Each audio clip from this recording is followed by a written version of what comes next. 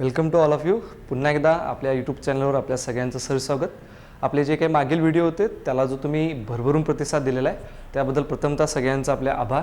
आणि येणारी जी 30 एप्रिलची एक्झाम आहे ज्याची नुकतीच आयोगानं जाहिरात आणलेली आहे, तर त्या एक्झामच्या अनुषंगानं जी आपण हा चालू घडामोडीचा अट्टहास मांडलेला आहे, तर त्यातलेच आणखीन काही व्हिडिओ आपण येत्या काळात घेऊन येणार आहोत. आणि त्यातीलच एक महत्त्वाचा घटक आज आपण निवडलेला आहे तो आहे संरक्षण घडामोडी. आता संरक्षण घडामोडीमध्ये काय येतं तर प्रामुख्याने आपल्या हवाई दलामध्ये, नौदलामध्ये किंवा लष्करामध्ये विविध प्रकारची जी साधनं आहेत ती दाखल होणं असेल किंवा लष्कराचे जे सैन्य अभ्यास पार पडतात तोही त्यातला एक महत्त्वाचा घटक असतो. सोबत आपल्या सैन्यानं जे काही क्षेपणास्त्र वगैरे विविध आहेत तर त्यांची घेतलेली चाचणी असेल आणि त्यासोबतच संरक्षण क्षेत्राशी संबंधित जे काही महत्त्वाच्या नेमणूक आहेत असे 4 भाग या संरक्षण घडामोडीमध्ये येतात. आणि त्यातील आज आपण 2 महत्त्वाचे भाग बघणार आहोत. त्यातला पहिला जो भाग बघायचा आहे संरक्षण घडामोडीमधला तो आहे बघा महत्त्वाच्या जे काही जहाजं आहेत आपल्या लष्करात 2022 मध्ये जी काही जहाजं आपल्याकडे दाखल झाले आहेत त्या जहाजांबद्दल आपण माहिती घेणार आहोत आणि त्याच्यावरती आयोग प्रश्न विचारत असलेला आपल्याला दिसतो. आता बघा या वर्षातली महत्त्वाची 3 जहाजे हे आपल्यासाठी आयोग काय करू शकतो त्याच्यावरती प्रश्न विचारू शकतो. त्यातील आता पहिलं जे जहाज आहे तर ते जहाज कोणतं आहे तर त्या जहाजाचं नाव आहे बघा INS विक्रांत. कोणतं आहे INS विक्रांत. आता या जहाजावर प्रश्न येण्याची शक्यता सर्वाधिक आहे. बघा INS विक्रांत हे जहाज आपल्या नौदलामध्ये दाखल झालेलं आहे. आता ते दाखल कधी झालं तर ते दाखल झालेलं आहे बघा 2 सप्टेंबर 2022 रोजी पंतप्रधानांच्या हस्ते, पंतप्रधान नरेंद्र मोदींच्या हस्ते याचं काय झालेलं आहे नौदलाकडे सुपूर्द करण्यात आलेलं आहे. आता हे INS विक्रांत जहाज आहे काय. आता INS म्हणजे काय तर इंडियन नेव्हल शिप. आता INS विक्रांत हे जहाज काय तर हे जहाज आहे बघा स्वदेशी बनावटीचं, म्हणजे संपूर्णपणे देशात बनवले स्वदेशी बनावटीचं विमानवाहू काय आहे विमानवाहू युद्ध नौका असं त्याला म्हटलं जातं. काय म्हटलं जातं म्हणजे भारताने आपल्या स्वतःच्या देशामध्ये एक जहाज बनवलेलं आहे आणि जे जहाज काय करतं विमानं घेऊन जाण्याचं किंवा त्या जहाजावरती विमानं उतरू शकतात, तिथून टेक ऑफ करू शकतात अशा बनावटीचं स्वदेशी बनावटीचं जे जहाज बनवलेलं आहे त्या जहाजाचं नाव काय रे INS विक्रांत. आणि ज्याचं काय झालं आहे नौदलाकडे सुपूर्द करण्यात आलेलं आहे आणि ते कुणाच्या हस्ते झालेलं आहे पंतप्रधान मोदींच्या. आणि हे स्वदेशी बनावटीचं आहे म्हणजे या जहाजासाठी जी सामग्री लागलेली त्याच्यामध्ये 70% जवळपास सामग्री ही आपल्या देशातच निर्माण झालेली आहे आणि त्याचा आपण वापर केलेला आहे. आता हे जे जहाज आहे विमानवाहू जहाज याची बांधणी जर बघितली तर ती बांधणी झालेली आहे कोचीन शिपयार्ड मध्ये. कुठे झालेली आहे कोचीन शिपयार्ड जे केरळमध्ये आहे. तर या कोचीन शिपयार्ड मध्ये याची काय झाली दिसते बांधणी झाली असते. आता हे विमानवाहू जहाज असल्यामुळे याची लांबी रुंदी खूप जास्त असणार आहे. तर याची लांबी किती आहे बघा 262 मीटर एवढी लांबी आहे. किती आहे 262 मीटर. तर रुंदी किती आहे 62 मीटर, फक्त 62 मीटर. वेग जर पाहिला तर समुद्रामध्ये जो वेग मोजला जातो तो नॉट्स मध्ये मोजला जातो. तर या विक्रांतचा वेग जर पाहिला तर तो वेग किती दिसतो कमाल 28 नॉट एवढा त्याचा वेग आहे. किती आहे कमाल 28 नॉट्स एवढा वेग या विक्रांत जहाजाचा आहे. आता या जहाजाची काही वैशिष्ट्ये आहेत बघा. काय वैशिष्ट्य आहेत तर या जहाजावरती एका वेळी 30 विमाने किंवा हेलिकॉप्टर हे राहू शकतात. काय होऊ शकतात एका वेळी 30 विमानं जहाज या ठिकाणी या जहाजावरती लँड करू शकतात, थांबू शकतात, तिथून त्यांचा जो प्रवास आहे तो सुरू करू शकतात. आणि याची जी धावपट्टी आहे त्या धावपट्टीचा आकार एवढा आहे की 2 फुटबॉलची मैदानं त्याच्यामध्ये कव्हर होऊ शकतात एवढा त्या धावपट्टीचा आकार असलेला दिसतो. आणि अशी युद्ध वाहू म्हणजे विमानं जी आहेत आपली तर ते विमानांना घेऊन जाणारं जे जहाज आहे असं जहाज असणारा भारत जगातील 6वा देश आहे.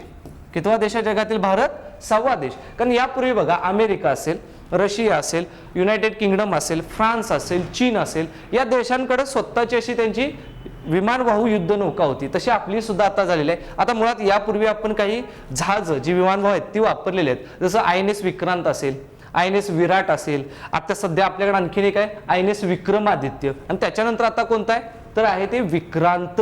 आता विक्रांत हे मात्र स्वदेशी बनावटीचं आहे कारण यापूर्वीची जी जहाजं होती ते आपण विविध देशांकडून घेतले आहेत. ब्रिटनकडून घेतलं आहे, रशियाकडून घेतलं आहे, पण हे जहाज आपल्या देशामध्ये निर्माण केलेलं आपल्याला दिसतं. आणि या जहाजाबद्दल आपल्याला जर सांगायचं झालं तर या जहाजाचे पहिले कमांडिंग ऑफिसर एक मराठी व्यक्ती असणार आहे. कदाचित आयोग त्याच्यावरती प्रश्न विचारू शकतो. त्यांचं नाव आहे बघा विद्याधर हारके.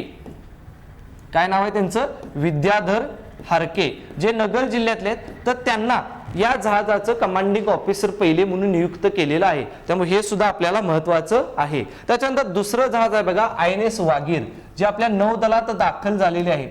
आता या INS वागीर 20 डिसेंबर 2022 रोजी आपल्या नौदलात काय झालेले दाखल झालेले आहे. आता हे वागीर जहाज काय तर हे जसं विक्रांत हे विमानवाहू जहाज आहे, तर INS वागीर ही प्रोजेक्ट 75B या अंतर्गत, प्रोजेक्ट 75 अंतर्गत जे काही स्कॉर्पियन पाणबुडी, तर ती स्कॉर्पियन पाणबुडी जी आपल्याकडे काय झालेली आहे, नौदलामध्ये दाखल झालेली आहे.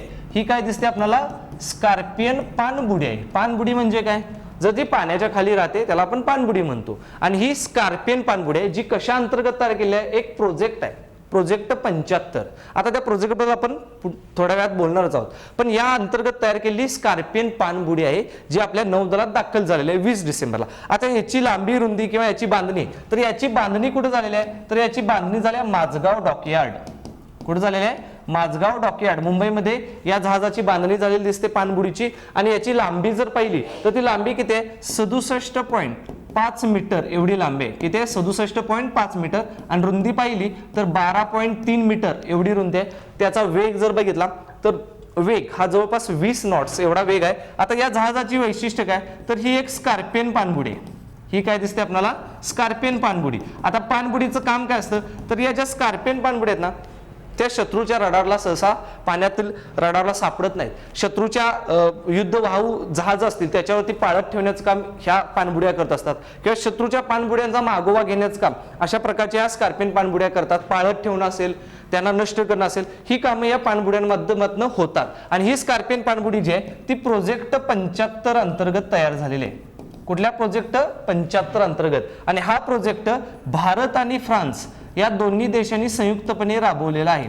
कुठल्या दोन देशांमध्ये झालेला आहे, भारत आणि फ्रान्समध्ये. आता प्रोजेक्ट 75 अंतर्गत 6 स्कॉर्पियन पाणबुड्या तयार केल्या जाणार आहेत. किती, 6. आणि जी वागीर आहे तर ती 5वी पाणबुडी की जी काय झालेली आहे, दाखल झालेली आहे. कितवी आहे, 5वी. मग आता या 6 पाणबुड्या कोणत्या, तर बघा INS Kalvari, INS Khanderi, INS करंज, INS वेला, INS वागीर, आणि याच्यानंतर आणखी एक राहिलेले INS वाक्षीर. अशा 6 पाणबुड्या या प्रोजेक्ट 75 अंतर्गत भारत आणि फ्रान्स ही तयार करणार आहेत, जे स्कॉर्पियन पाणबुडी असलेली आपल्याला दिसून येते. आता त्याच्यानंतर तिसरी एक महत्वाचं जहाज आहे बघा, INS मार्मागोवा, मर्मुगोवा, अशी विविध प्रकारची नाव आहेत. आता याचं जे काय नौदलात दाखल आहे 18 डिसेंबर 2022 रोजी राजनाथ सिंह या कार्यक्रमाला हजर होते. तर त्यांच्या हस्ते मार्मागोवा किंवा मुर्मुगोवा याचं काय झालंय, नौदलामध्ये समावेश झालेला आपल्याला दिसतो. आता हे जे मार्मागोवा जहाज आहे तर ते जहाज बघा प्रोजेक्ट 15B अंतर्गत तयार केलेली ही दुसरी विनाशिका जहाज असलेले आपल्याला दिसते, किंवा विनाशिका असं म्हटलं जातं. ही काय, विनाशिका आहे. प्रोजेक्ट 15B अंतर्गत तयार केलेली दुसरी विनाशिका जहाज. कारण यापूर्वी बघा विशाखापट्टणम, INS विशाखापट्टणम हे या प्रोजेक्ट 15B अंतर्गत तयार केलं होतं, ते दाखल झालं. त्याच्यानंतर आता दुसरं कोणतं आहे, मार्मागोवा, हे जहाज दाखल झालेलं दिसतं. आता याची सुद्धा बांधणी माझगाव डॉकयार्ड मध्ये झालेली आहे. कुठे झालेली आहे, माझगाव डॉकयार्ड मुंबईमध्ये, तिथे झालेले आहे. आणि याची लांबी जर पाहिली तर ती लांबी बघा 163 मीटर एवढी आहे.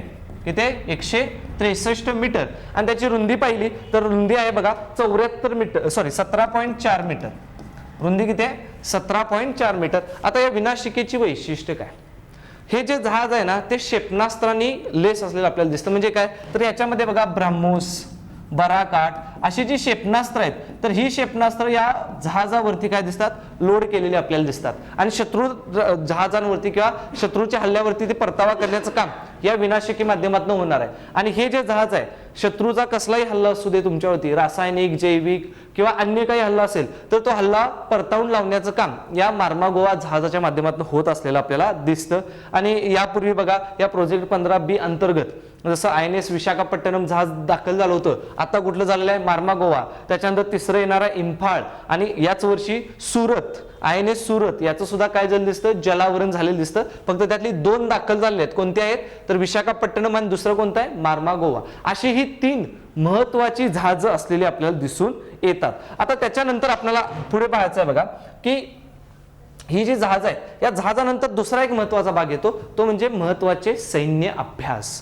आता लष्कराचे जे काय किंवा हवाई दलाचे, नौदलाचे जे सैन्य अभ्यास होतात ते आयोग सातत्याने विचारत आहे. म्हणजे 2 देशांमध्ये एखादा सैन्य अभ्यास झाला तर त्याला काहीतरी नाव दिलं जातं. आणि तो कोणत्या दलाचा आहे हे आपल्याला आयोग जास्तीत जास्त वेळा विचारतो. जसं उदाहरणार्थ या वर्षभरात जे काही महत्त्वाचे सैन्य अभ्यास झाले त्यातले एक ठरावी अतिसंभाव्य असे आपण काय करतो सैन्य अभ्यास या ठिकाणी बघत आहोत. अशा पद्धतीचं एकत्रीकरण तुम्हाला फारसं कुठे पुस्तकात मिळणार नाही, जे आपण आपल्या या लेक्चर सिरीजच्या माध्यमातून आणि येऊ घातलेलं आपल्या पुस्तक जे काय थोड्या दिवसामध्ये पब्लिश होईल तर त्या माध्यमातून आपल्यापर्यंत ते पोहोचवण्याचं काम आम्ही करत आहोत. आता या सैन्य अभ्यासामध्ये बघा अमेरिका आणि भारत या दोन देशाच्या सैन्यांमध्ये किंवा लष्करामध्ये, हवाई दलामध्ये, नौदलामध्ये कोणकोणते सैन्य अभ्यास पार पडलेत या वर्षात ते बघायचे आपल्याला. जसं भारत आणि अमेरिका यांच्यामध्ये महत्वाचे बघा एक आहे युद्ध अभ्यास, त्या सैन्य अभ्यासाला नाव काय आहे युद्ध अभ्यास. दुसरा आहे बघा वज्र प्रहार, कोणता आहे वज्र प्रहार. तिसरा सैन्य अभ्यास आहे बघा टायगर ट्रायम्फ, कोणता आहे टायगर ट्रायम्फ.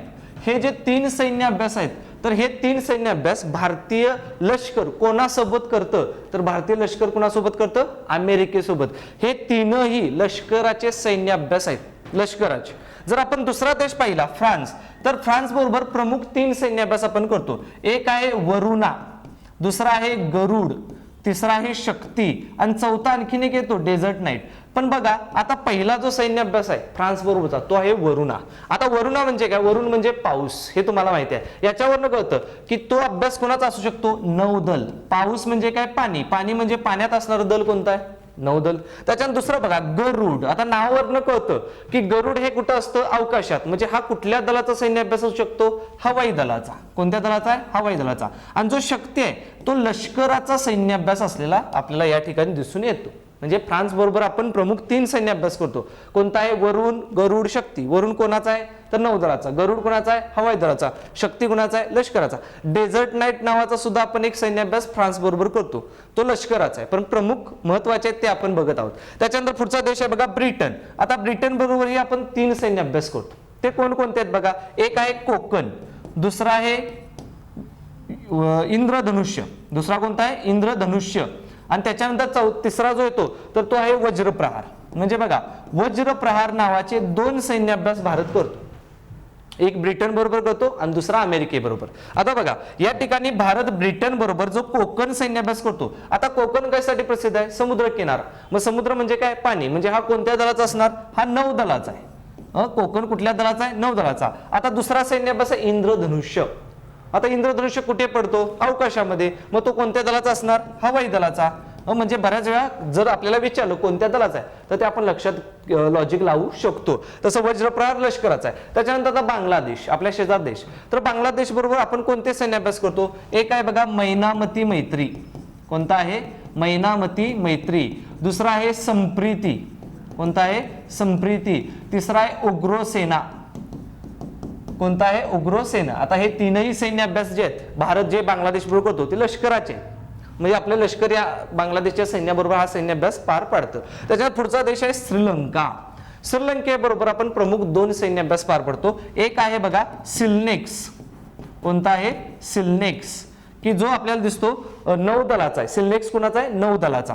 त्याच्यानंतर पुढचा आहे बघा मित्र शक्ती. कोणता आहे मित्र शक्ती जो लष्कराचा असलेला आपल्याला दिसतो. मित्र शक्ती कोणाचा आहे लष्कराचा. आणि सिलनेक्स काय नौदलाचा. आणि तसं आपण जपान बरोबरच पाहिलं तर जपान बरोबर सुद्धा बघा आपण काही सैन्य अभ्यास करतो ज्याच्यामध्ये बघा जिमेक्स हा एक सैन्य अभ्यास आहे. कोणता जिमेक्स. त्याच्यानंतर धर्म गार्डियन. कोणता आहे धर्म गार्डियन. आणि त्याच्यानंतर आहे शिन्यू मैत्री. कोणता आहे शिन्यू मैत्री. असे 3 सैन्य अभ्यास आपण जपान बरोबर करतो. जिमेक्स जो नौदलाचा आहे, धर्म गार्डियन हा लष्कराचा आहे आणि शिन्यू मैत्री लष्कराचा आहे. हे काही प्रमुख सैन्य अभ्यास आहेत. असे उरलेले सैन्य अभ्यास आहेत तर ते आपण लवकरच आपले एक नवीन बॅच चालू घडामोडीची स्पेशल अशी एक बॅच लॉन्च करते त्याच्यामध्ये त्याच्याबद्दल आपण डिटेलमध्ये माहिती घेणार आहोत. पण आपल्याला दिसेल की हे जे आतापर्यंत आपण पाहिलं की महत्त्वाची जहाजं जे आपल्याकडे दाखल झालेले असतील किंवा जे लष्कराचे किंवा हवाई दलाचे नौदलाचे जे काही सैन्य अभ्यास पार पडलेत अशाच पद्धतीच्या घटकांवर आयोगाने यापूर्वी कसे प्रश्न विचारले ते आपण आता बघणार आहोत. बघा सहाय्यक मुख्य परीक्षा 2015 ला आलेला प्रश्न काय बघा कलवरी काय आहे. एकदम चांगला प्रश्न सोपा प्रश्न आयोगाने विचारला आणि खाली ऑप्शन काय दिलंय युद्ध नौका. आता कलवरी ही युद्ध नौका नाही तर ती काय दिसते पाणबुडी. स्कॉर्पियन पाणबुडी आपण पाहिल्या प्रोजेक्ट 75 अंतर्गत INS कलवरी, INS खांदेरी, आयरन करंज, वेला, वागीर, वाक्षीर हे काय आहेत पाणबुडी आहेत. आता आपण मगाशी युद्ध नौका बघितली, ती युद्ध नौका कोणती होती? विक्रांत. पण इथं आयोगाने काय विचारले? कलवरी. त्यावेळेचा प्रश्न आहे, तर ती काय? पाणबुडी. दुसरा आहे बघा, भारताची पहिली कुशलतेने आणि कल्पकतेने बनवलेली स्कॉर्पियन श्रेणीची पाणबुडी जी नौदलात दाखल झाली ती खालीलपैकी कोणती आहे? नाही, तिचं नाव काय? आता खाली काय दिले? INS कलवरी, INS अरिहंत, चक्र, शल्की. आता पाणबुडी आहे, तर आपण बघा इथं वरती त्याच्यावरती प्रश्न आलाय आणि त्याच्यानंतरच्या एक्झामला काय झालं दिसतो? 18ला ते 8 झालेला आहे आपल्याकडे, तर 18ला काय? कलवरीवर प्रश्न आलेला आहे.